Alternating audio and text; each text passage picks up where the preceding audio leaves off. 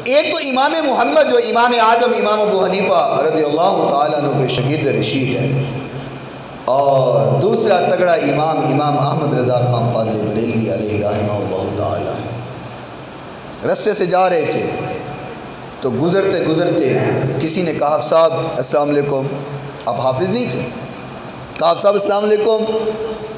تو آپ کے دل میں خیال آیا کہ اس نے مجھے حافظ کہا ہے، میں تو حافظ نہیں ہوں، اب اس کو روک تو نہیں سکتا تو نے مجھے حافظ کیوں کہا ہے،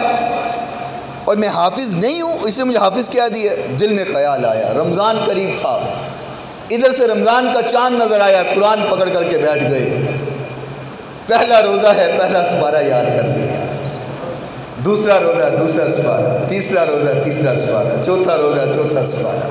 ادھر سے شوال کا چاند نظر آیا، ادھر سے امام احمد رضا پورے قرآن کے حافظ بن چکے ہوئے تھے۔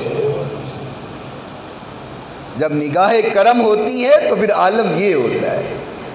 اگر کوئی عقل سے سوچنا چاہے تو یہ باتیں عقل سے سمجھ نہیں آ سکتی، یہ عشق کی باتیں ہیں۔ کسی کے رقص پہ طنز نہ کر، کسی کے حال کا مذاق نہ اڑا، یہ کیف عشق و مستی ہے، جسے چاہے وہ عطا کر دے۔